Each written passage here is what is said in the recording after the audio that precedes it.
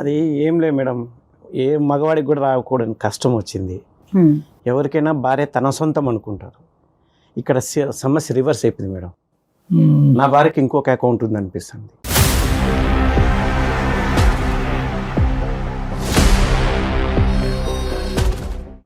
అనిపించాను కదా, నాకు అన్ని రుజువులు ఉన్నాయి మేడం. నేను ఊరికి ఆషామాషిగా ఏం మాట్లాడట్లేదు. అసలు మీ పెళ్ళి ఎన్ని సంవత్సరాలు అవుతుంది? మా పెళ్ళి 4 సంవత్సరాలు అయిందండి. పెళ్ళైన తర్వాత నెలకే అమ్మాయి ప్రెగ్నెంట్ అని చెప్పింది మేడం.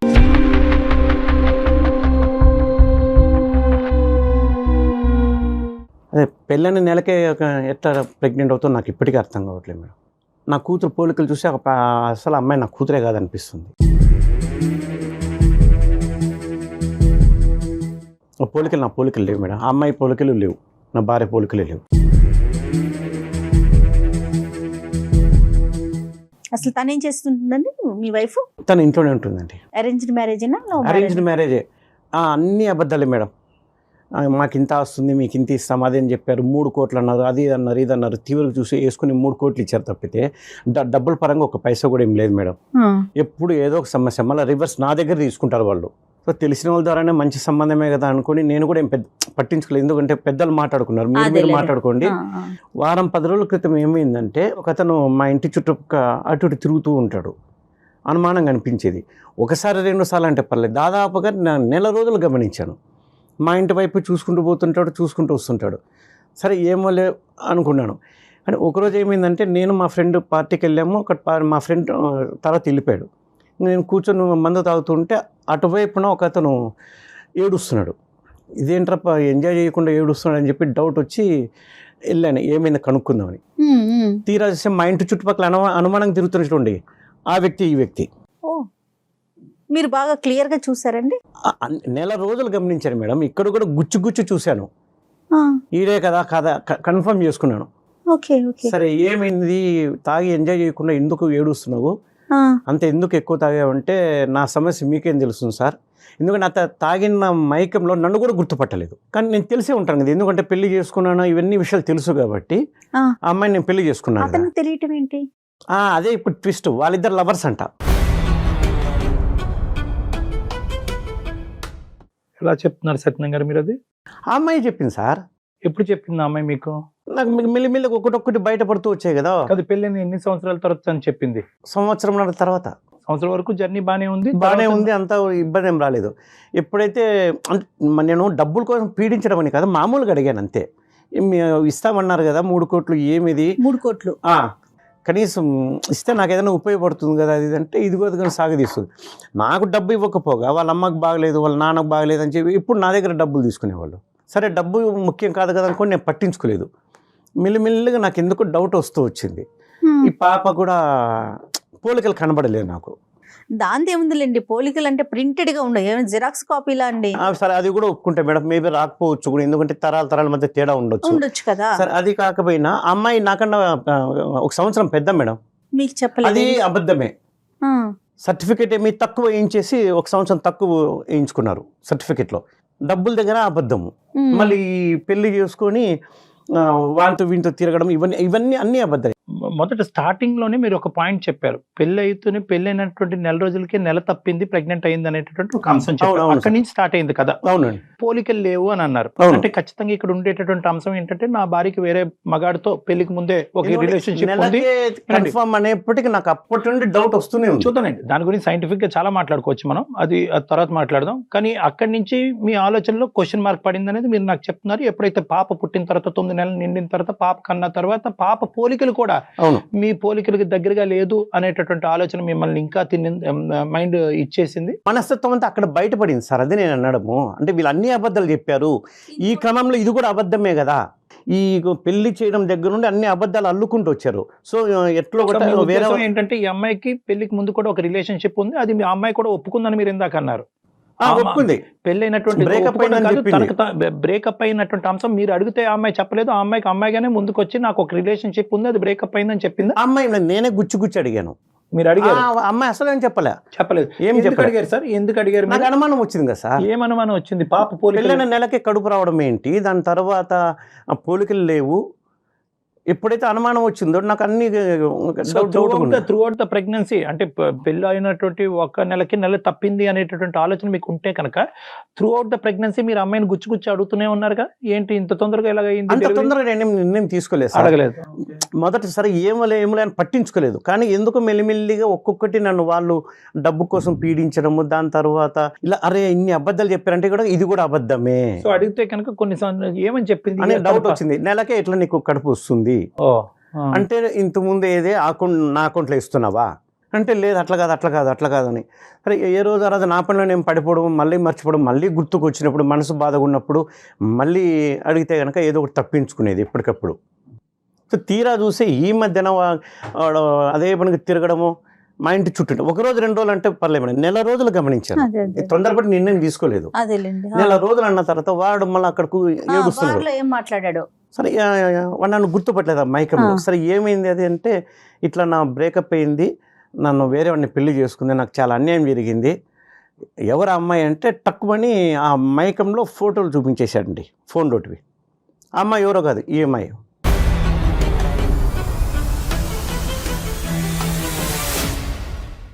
మీ భార్య ఫోటోలు అతని ఫోన్లో వాడి ఫోన్లో ఉన్నాయి.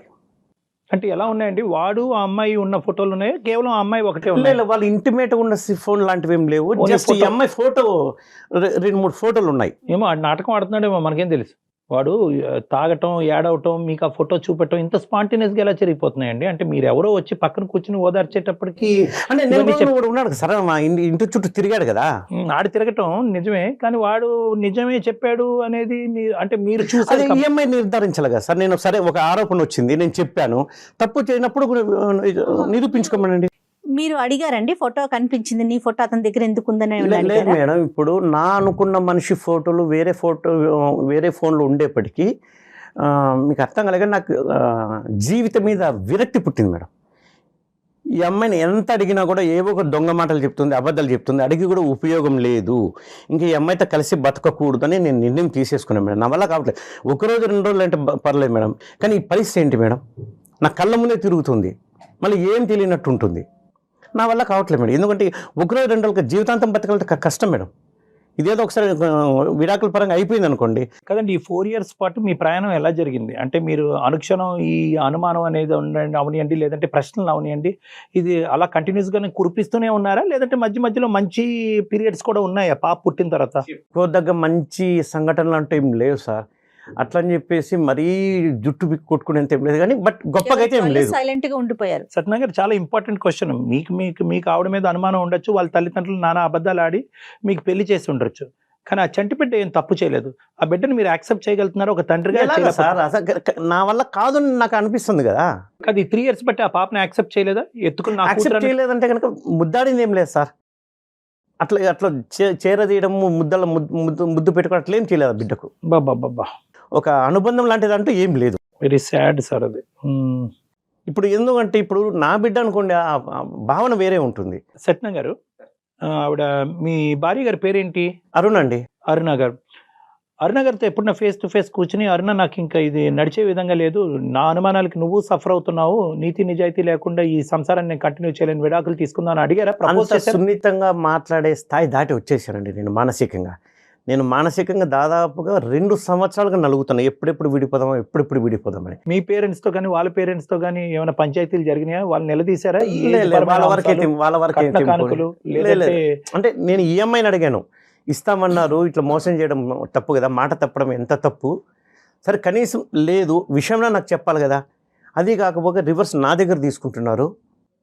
డబ్బు పరంగా నేనేం పెద్దగా ఇబ్బంది పడలేదు కాబట్టి వాళ్ళు మీకు ఇవ్వకపోయినా కూడా మానవతా దృక్పథంతో కష్టాల్లో ఉన్నారు, పట్టించుకోలేదు. కానీ ఎప్పుడైతే వీడు నెల రోజులుగా తిరుగుతూ, మెయిన్ అంశం ఇదైతే బాగా సూదులతో గుచ్చినట్టుగా ఉంటుంది. ఈ అంశం లేకపోతే కనుక ఇప్పుడు ఈ ప్రెగ్నెన్సీ కానీ, లేదంటే వీడు పరిచయం అవ్వకపోయి ఈ ఇష్యూ లేకపోతే కనుక, ఈ ఇష్యూ లేకపోతే ఆ 2 issues కి అయితే కనుక మీరు డైవర్స్ అని అనుండేవారు కాదు కదా. ఏది డబ్బులు 3 కోట్ల విషయం కానీ, లేదంటే వయసు తప్పుగా చెప్పడం అనే అంశం గురించి విడాకులు ఇచ్చుండేవారు. అది అంత ముఖ్యమే కాదు సార్. కాకపోతే ఎప్పుడైతే ఇది వచ్చిందో ఆ 2 సమస్య కూడా నాకు ఎక్కువ అనిపిస్తుంది. రైట్. అది ఎందుకు అనిపిస్తుంది అంటే కనుక ఓకే, ఆ విషయాల్లో అబద్ధాలు ఆడిన వాళ్ళు ఖచ్చితంగా ఈ అమ్మాయి యొక్క రిలేషన్షిప్ ప్రయర్ టు మ్యారేజ్ వీళ్ళకి కూడా తెలుసు, అది కూడా నా దగ్గర దాచిపెట్టారనే ఆలోచన బలపడింది మీ మైండ్లో. ఇంకా నాకు దాచిపెట్టి ఇంకెన్ని జరుగుంటాయో అదే అనేది నాకు ఇంకా, ఎందుకంటే నేను అన్ని ఒక చుక్క కూర్చొని కలుసుకుంటే డిటెక్టివ్ లాగా ఆ, చూసుకోలేను. డిటెక్టివ్ లాగా వెతుక్కుంటే ఇవన్నీ పోయింతో నాకు నా జీవితం ఉంది. సరే, ఈ రోజు మా దగ్గర రావడానికి కారణం ఏంటి? ఆవిడతో మనం ఫోన్ లో మాట్లాడొచ్చా? ఇక్కడికి వచ్చారు ఆవిడ, డైరెక్ట్ గా మాట్లాడాలా ఫోన్ లోనా? అంతే లేదు సార్, తను ఇంట్లో ఉంది కాబట్టి నేను ఫోన్ చేస్తాను, మాట్లాడండి. మంచిది. బట్ అసలు ఏదో మీరు ఒకటి ఏం కౌన్సిలింగ్ expect చేస్తున్నారు? అసలు మీరు ఏమొద్దు మేడం, ఇంకా కలిసి ఉండడం అనేది కుదరదు. ఈ వేదిక మీద ఇక్కడి వరకు వచ్చినటువంటి వాళ్ళు మీరు 2 ద్వారాలు తెరిస్తే కనుక మాకు సులువుగా ఉంటుంది. ఎందుకంటే ఒకప్పుడు ఇక్కడ ఏంటంటే మీ ఇద్దరు సంబంధించినటువంటి అంశం కాదు, ఆ బిడ్డ సంబంధించినటువంటి అంశం కూడా ఇక్కడ. ఇక్కడ ఏంటంటే ఆ పాప రేపొద్దున విడాకులు తీసుకోవడానికి ఇక్కడి వరకు రాక్కర్లేదు సార్. మీరు ఒక లాయర్ని కలవచ్చు, 2 సంతకాలు పెట్టచ్చు, విడిపోతారు. కానీ ఇక్కడ ముఖ్యమైనటువంటి అంశం ఏంటంటే నా బిడ్డను కాదు అని చెప్పి నా బిడ్డ ఎవరు, నా తండ్రి ఎవరు అనేటటువంటి ప్రశ్నతో ఆ చంటి బిడ్డని ఈరోజు నడి సముద్రంలో వదిలేస్తున్నారు. అది చాలా పెద్ద అంశం. ఈరోజు ఏ నిర్ణయం తీసుకున్నా కూడా కేవలం అరుణ గారి point of view, me point of view కాకుండా ఆ బిడ్డ పాయింట్ ఆఫ్ వ్యూలో కూడా తీసుకోవాలనేటువంటి అవసరం ఉంది. ఈరోజు మీరు ఇక్కడ కూర్చున్న దానికి ప్రధానమైనటువంటి అంశం ఏంటంటే అరుణ్తో మాట్లాడి అరుణ అతనికి విడాకులు ఇయ్యమ్మా అనే దాని గురించి కాదు. దయచేసి ఆ మాట మార్చుకోండి. మీరు దాని గురించి కాదు, నాకు క్లారిటీ కావాలి. ఎందుకంటే నా భార్య ఒక పెళ్ళైనటువంటి నెల రోజుల్లోనే నెల తప్పింది. ఇది సైంటిఫికలీ పాసిబుల్లా కాదా? నా బిడ్డ కాదా? ఒకప్పుడు నా బిడ్డని తేల్చుకోవాలంటే ఏం చేయాలి అనే ప్రశ్నలతో మా దగ్గర రండి, మేము సమాధానం చెప్తాం. మీ అనుమానం అబద్ధం అవుతే విడాకులు తీసేసుకున్నారు, 6 నెలల తర్వాత ఆ బిడ్డ నా బిడ్డే అని తేలింది అనుకోండి, it is damn sure she is not my kid. That is your thought. నేనేమంటున్నానంటే యువర్ డామ్ షూర్. సైంటిఫిక్గా మనం ప్రూవ్ చేసి ఒక జీనోమిక్ టెస్ట్ ఏదో చేసి అది కరెక్ట్ కాదని మనం ప్రూవ్ చేసాం అనుకోండి, ఆమె మీరు ఎప్పుడు మీరు విడాకులు తీసుకుని విడిపోయిన తర్వాత ఏం చేస్తారు? చంపలేసుకుని అరే నువ్వు నా కూతురే అని చెప్పి మీ కూతురుని యాక్సెప్ట్ చేస్తారా? మీ కూతురు మీ దగ్గరకు వస్తుందా? లేదంటే నువ్వెవరో అని అడుగుతుందా? నీ భార్య మిమ్మల్ని అనుమానించిన తర్వాత మళ్ళీ వెనక్కి వచ్చి మిమ్మల్ని మీ దగ్గర సార్ ఇప్పుడు నేను ఒక మాట చెప్తాను, నేను ఒక మాట చెప్పేది వినండి సార్.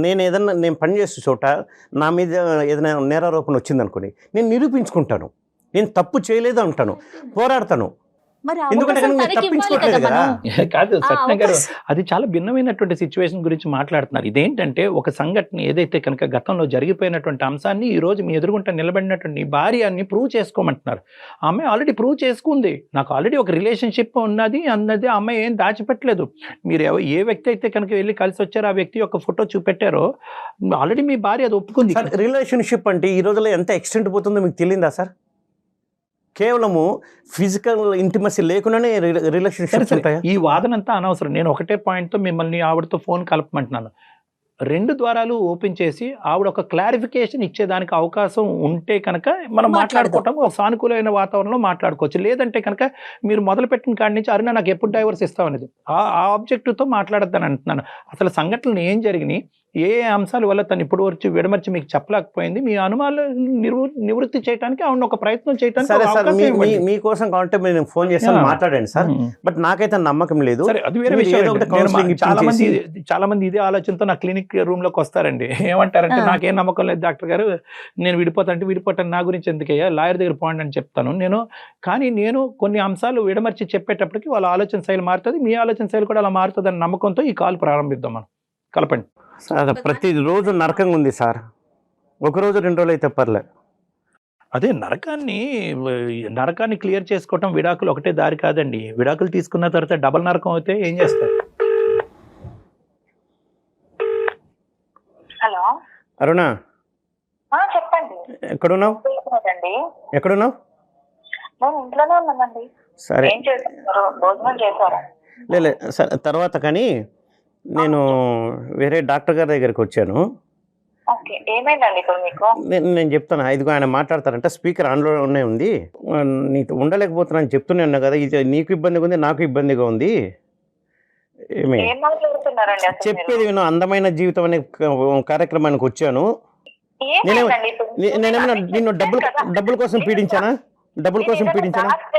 నేను ఏదైనా దాచుకుంటే మీ దగ్గర ఏదైనా దాచి పెడితే మీరు ఇలా మాట్లాడాలి. నేను అన్ని మీకు ఓపెన్ గా చెప్పినప్పుడు మీరు ఇంకా ఎందుకు బాధపడుతున్నారు, ఇంకా ఎందుకు ఇలా మాట్లాడుతున్నారు? సరే అవన్నీ చెప్పేది అవన్నీ తర్వాత ముందు ఈయనతో మేడంతో సార్తో ఒకసారి మాట్లాడు. లైన్ లో ఉన్నారు, స్పీకర్ ఆన్లోనే ఉంది. ఓకే, ఇవ్వండి, మాట్లాడతాను. నమస్తే అమ్మా. నమస్తే సార్. ఒక ముఖ్యమైనటువంటి అంశం, మీరు ధైర్యంగా మాతో మాట్లాడతాను అని అన్నప్పుడే మాకు అర్థమైంది. అంటే కనుక మీరు కొన్ని ఫ్యాక్ట్స్ పాలు పంచుకోవాలనే ఉద్దేశంతో మీరు ఉన్నారు అనేది అర్థమవుతుంది. అయితే మేము అడిగేది ఏంటంటే సార్ ఆల్రెడీ సత్యనారాయణ గారు ఆల్రెడీ ఇక్కడ కూర్చుని ఎందుకు ఈ పెళ్లి, ఇది పనికిరాని పెళ్లి, దీనివల్ల ఏం ఉపయోగం, దినదిన గంట నూరేళ్ళ ఆయుష్ అన్నట్టు టార్చర్ అనిపిస్తున్నావు, నా కూతుర్ని యాక్సెప్ట్ చేసుకోలేకపోతున్నాను, నా భార్యని యాక్సెప్ట్ చేయలేకపోతున్నాను, విడాకులకి ఏ విధంగా ముందుకెళ్తే బాగుంటుంది అనే ఆలోచనతో నేను ఇక్కడ వచ్చి కూర్చున్నానని అని అంటున్నారు. సార్ ఫస్ట్ నేను చెప్పేది వినండి సార్. చెప్పండి, అదే చెప్పండి. ఇక్కడ అన్ని నిజాలే చెప్పాను సార్. ఇప్పుడు ఒక విషయం సార్, పెళ్లి అనేది ఎందుకు అబద్ధం అని అంటున్నారు అని అంటే, ఆయన కంటే నేను 9 months పెద్ద.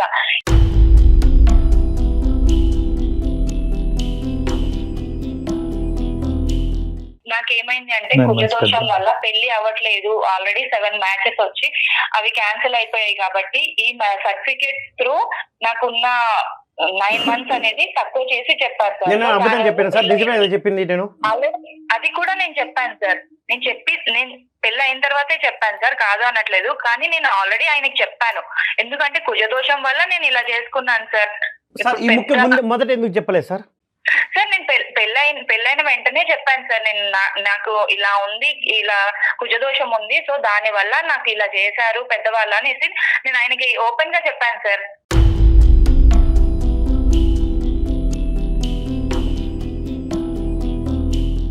ఓకేనమ్మా, దాని వరకు అర్థమైంది మాకు. ఓకే, కుజదోషం ఉందా లేదా అనేది ఎవరి నమ్మకం వాళ్ళది. కానీ ఇక్కడ ఏంటంటే దీంతో పాటు చాలా అంశాలు సత్యనారాయణ గారి మైండ్లో ఉన్నాయి కాబట్టి ఈరోజు ప్రతిదీ అబద్ధమే, ఈ పెళ్ళే అబద్ధము, ఈ ప్రేమే అబద్ధం అనే నిర్ణయానికి వచ్చారు. వాస్తవానికి అది చాలా చిన్న ఇష్యూ. ఇంకేంటమ్మా ఈ 3 కోట్ల అంశం ఒకసారి చెప్పండి. 3 కోట్లు ఇస్తాను అనే వాగ్దానం ఏదో చేశారంట. చెప్తున్నాను సార్, 3 కోట్లు అంటే అక్కడ మా పేరెంట్స్ కి నేను ఒక్కదాన్నే సార్, నేను ఒక్కదాన్నే కాబట్టి ఆస్తి అంతా నా కూతురికే ఇస్తాను అని చెప్పారు. కరెక్టే, కాదని నేను అనట్లేదు సార్. ఇప్పుడు ఏమైంది అని అంటే మా ఫాదర్ కి హెల్త్ ఇష్యూ వచ్చేసి దాని వల్ల బైపాస్ సర్జరీ చేయించడంతో అంటే 2 ప్రాపర్టీస్ గా ఉంది సార్. దాని వల్ల ఒక ప్రాపర్టీ అమ్మ అయితే వాళ్ళు హెల్త్ ఇష్యూస్ కోసం క్లియర్ చేసుకున్నారు సార్. అదేనండి, అంటే ఇంకొక ప్రాపర్టీ ఉంది సార్, ఉంది. ఓకే, మరి ఆ విషయం మీ హస్బెండ్ కి తెలుసండి? తదనంతరం మాకు ఇస్తారు కదా సార్. కానీ ముఖ్యమైనటువంటి అంశం ఏంటంటేనమ్మా, ఈ నెల రోజులు నిండక ముందే నెల తప్పటం, పెళ్లి అయినటువంటి నెల రోజులు నిండక ముందే నెల తప్పటం, అది కూడా నేను చెప్తాను సార్. దానికి కూడా ఏంటి అని అంటే ఆల్రెడీ నాకైతే ఆ పాప పుట్టడం అనేది ఈయన వల్లే పుట్టింది సార్. ఎందుకు అని అంటే మేము ఆల్రెడీ పెళ్లికి ముందు కలిసాం సార్.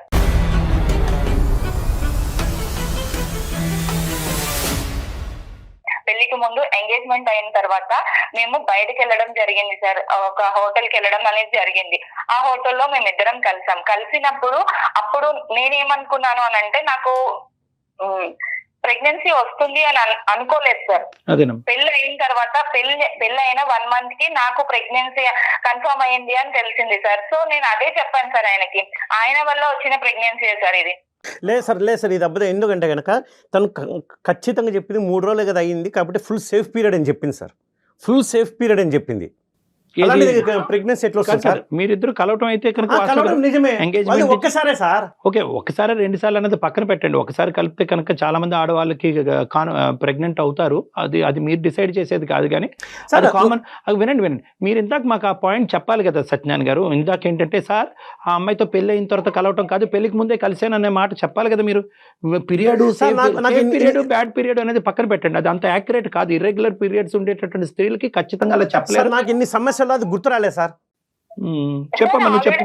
నేను ఆల్రెడీ ఆయనకి ఇదే విషయం చెప్పాను సార్. అక్కడ ఏ డేట్స్ లో అనేది నాకు అంత ఖచ్చితంగా డేట్స్ అయితే చెప్పలేకపోయాను సార్. కాకపోతే 1 month తర్వాత నాకు కన్సీవ్ అయిందని నేను తెలుసుకున్న తర్వాత కూడా నేను ఫస్ట్ చెప్పింది ఆయనకే సార్. అరుణ, ఒక ఆడపిల్లగా ఇది చాలా రిస్కీ అమ్మ. 2 కారణాలు. ఒకటి ఏంటంటే కనుక వాస్తవానికి నీ పర్టికులర్ ఏదైతే సేఫ్ పీరియడ్ అని మనం అంటాం, ఏ పీరియడ్లో అయితే కనుక సెక్షువల్గా భార్యాభర్తలు కలిసినా కూడా ప్రెగ్నెన్సీ రాకుండా ఉంటుంది, అది చాలా వేరియబుల్గా ఉంటుందమ్మా. ఎస్పెషల్లీ ఇర్రెగ్యులర్ పీరియడ్స్ ఉన్నా కూడా కొద్ది డేట్స్ అటు ఇటు అయినా కూడా చాలా ప్రాబ్లం అవుతుంది. చాలామంది ఆడపిల్లలు ఆ సేఫ్ పీరియడ్లో కలిసినా కూడా ప్రెగ్నెంట్ అవడానికి చాలా ఛాన్సెస్ ఉంటాయి. ఇది నెంబర్ 1.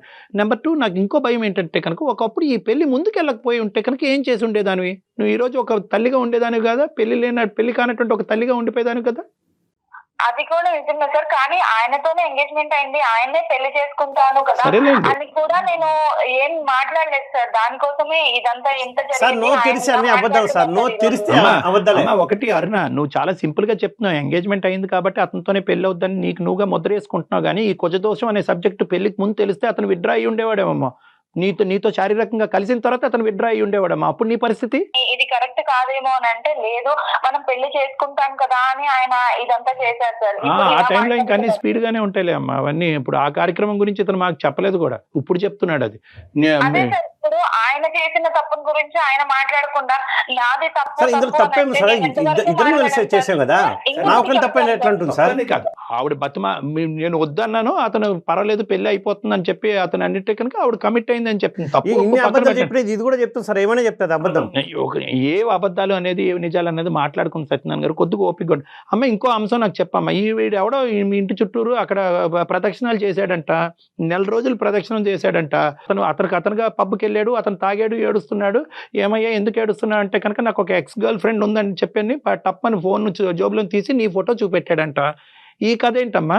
జస్ట్ ఫ్రెండ్స్ గా ఉన్నాము అంతే సార్. తను మాట్లాడేవాడు, నేను మాట్లాడేదాన్ని అంతే సార్. ఒక రోజు ప్రపోజ్ చేసినప్పుడు నాకు అదే టైంలో మ్యాచెస్ చూస్తున్నారు, ఇవన్నీ కరెక్ట్ కాదు అని తనకి చెప్పేశాను, బ్రేకప్ చెప్పేశాను, అయిపోయింది సార్. ఈ విషయం ఎప్పుడు చెప్పామ్మా సత్యనారాయణ గారికి? ఎప్పుడు చెప్పా ఈ విషయం?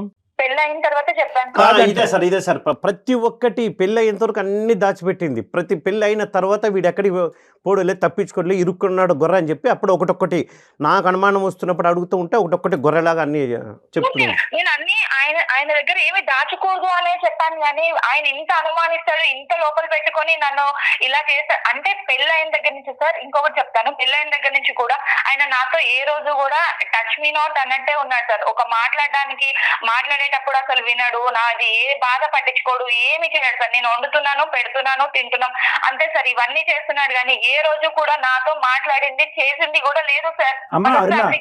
ఉన్నది కూడా లేదు సార్. ఇంట్లో ఏదో పని చేయడానికి ఉన్నట్టే ఉన్నాను సార్ నేనైతే.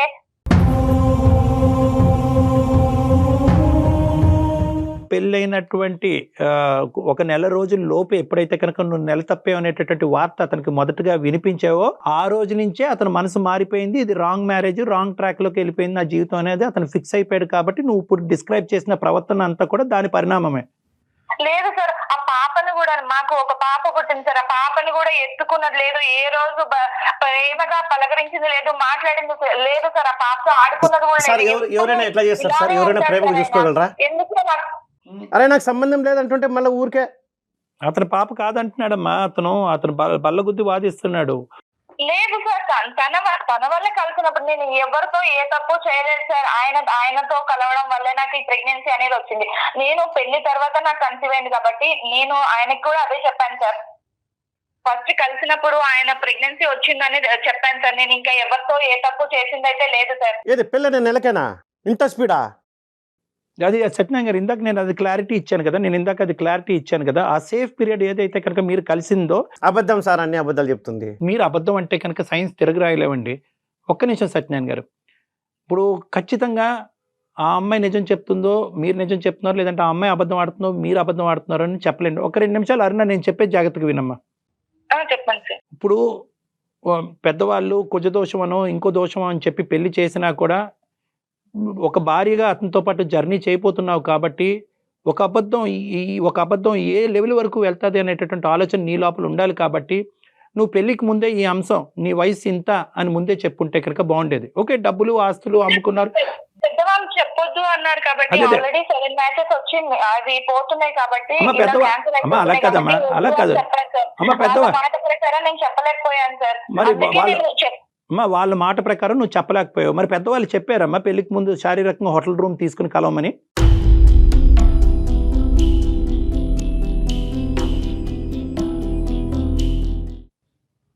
అది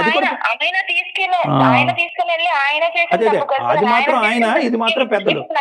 సరే, డిస్కషన్ కరెక్ట్ కాదులేండి. అమ్మ అనుమానం పెనుపోతాం అని ఎందుకు అంటారంటే కనుక ఒక్కసారి ఆ బీజం పడిన తర్వాత మన కళ్ళు ఆటోమేటిక్గా మిగతా అంశాల గురించి వెతకలాట మొదలు పడుతూ ఉండే. అలా వెతికేటటువంటి క్రమంలో గుచ్చి ఒకడు ఎవడైతే ఉన్నాడో వాడు ఇంటి చుట్టూ తిరిగాడు, వాడు దొరకపోతే ఈరోజు ఈ సమస్య ఉండదు.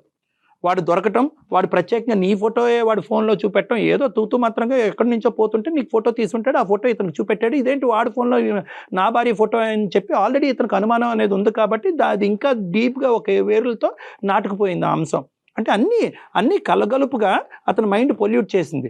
సమాధానాలు నువ్వు చెప్తున్నావు కరెక్టే, ఏమంటే అది కాదండి ఇది కాదండి అని చెప్తున్నాడు, కానీ అతను నీ నోటు ద్వారా సమాధానాలు వినాలి అని అనుకోవట్లేదు. ఎందుకంటే తప్పు చేసిన దాన్ని నువ్వు కాబట్టి, నువ్వు అని అతను అనుకుంటున్నాడు కాబట్టి నీ నోటు ద్వారా సమాధానాలు అతను చల్లబరచట్లేదు. ఫైనల్గా మా దగ్గరకు వచ్చి ఏంటంటే ఇవేమీ కాదండి, నేను ఏమీ వినాలని అనుకోవట్లేదు, నా భార్య దగ్గర నుంచి నాకు విడాకులు ఇప్పించండి అనే అంశంతో ఇతను వచ్చి ఇక్కడ సాయం చేయండి సార్.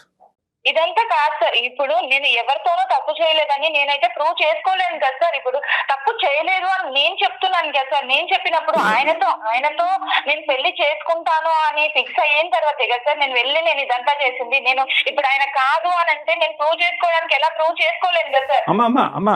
అమ్మ నీ మాటలో నువ్వు మాట్లాడే తీరు, నీ యొక్క పద్ధతి వ్యవహారం అనేది ఎంతో కొంత విశ్లేషించే కెపాసిటీ నాకుంది. నేనైతే మాత్రం ఖచ్చితంగా నువ్వు నిజాయితీ పర్రాలే అన్నట్టుగా నేను మాట్లాడగలను.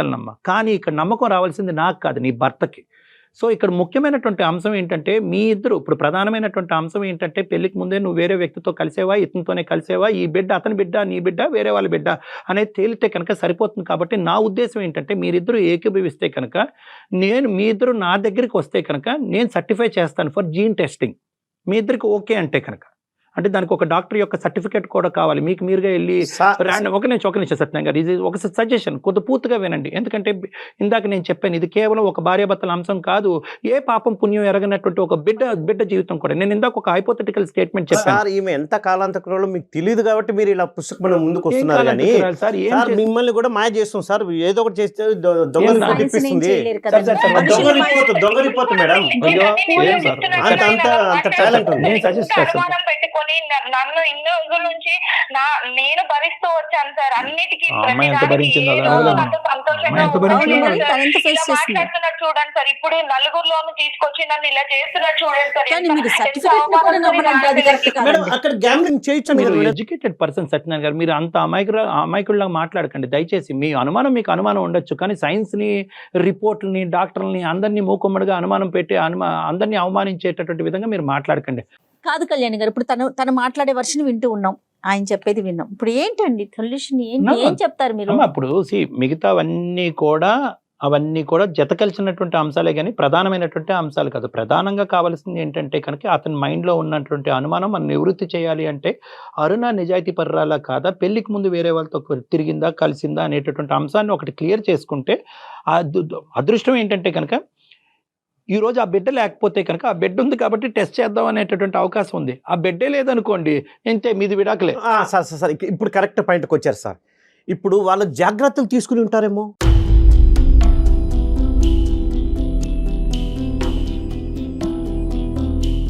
వాళ్ళిద్దరు జాగ్రత్తలు తీసుకుని ఉంటారు కదా. చూడండి, ఒకటి ఇప్పుడు అనుమానం అనేటటువంటి దానికి మనం నిచ్చెన వేస్తే కనుక అది ఎక్కడికో వెళ్ళిపోతుంది. సత్యనారాయణ గారు, మీరు ఒక ప్రైమరీ ఒక నిమిషం అరుణ నన్ను ఇలా మాట్లాడుతున్నప్పుడు ఆయన కాదు సార్, ఫస్ట్ నేను ఇచ్చేస్తాను సార్, నాకు వద్దు సార్.